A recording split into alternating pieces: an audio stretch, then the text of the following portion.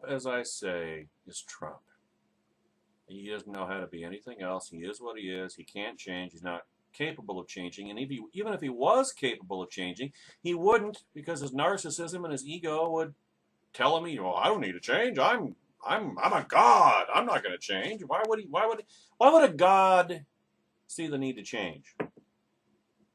Gods don't make mistakes. Gods are omniscient. Gods are all powerful. They don't need to change anything. They change everything else and everyone else.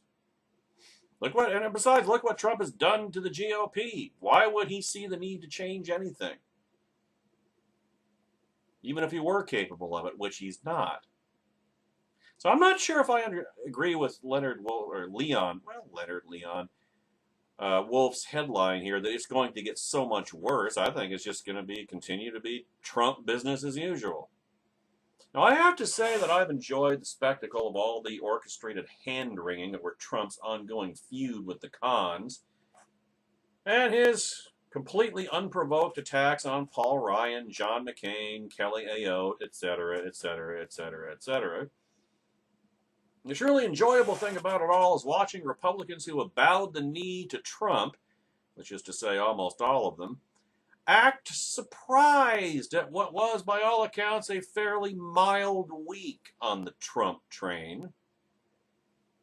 This is a guy who mocked a disabled person for his disability on live television.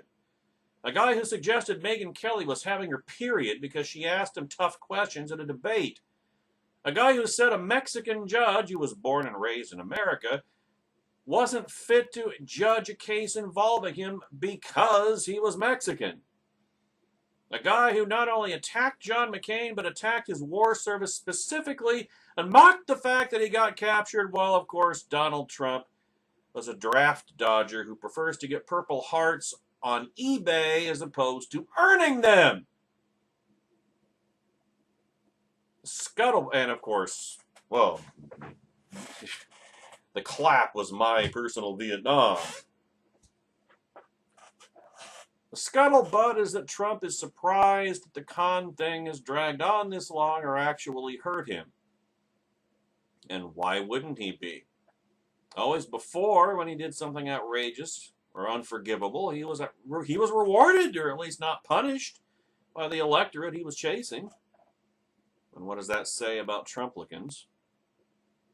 He seems to have been under the impression that the portion of the general electorate that was behind him in the halcyon days of the Republican convention, in other words, about 10% of the electorate, was exactly the same, but he's about to find out that no, they're not. The reality that Trump doesn't want to expect is that most of the people who initially said they preferred him over Hillary had no idea what a nasty, ignorant, petty person he really is. I don't know how that's possible, and I don't necessarily agree with that, but boy, they know now. The best predictor of future behavior is past behavior. And 30 years plus of this crapola. You know, what's Trumplicans? What's the excuse of Trumplicans? What excuse do they have? None. That's what excuse they have. And past behavior predicts that Trump is going to get a whole lot worse than what he said about and to the cons and Paul Ryan before this thing is over. In other words, Trump business as usual. And nothing his handlers can do will change that, because nobody controls Trump.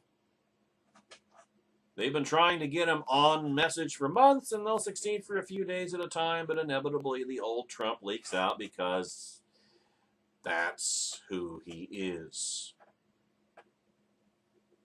You know, everyone was warned about this. Everyone was warned that the media would turn on him literally the second he won the primary. Everyone was warned that the general electorate would hate him for things the primary electorate gleefully forgave him for. No one wanted to listen. And so, now it gets to get a lot worse before it gets better, assuming it ever does, and the only way it can is with Trump's landslide defeat.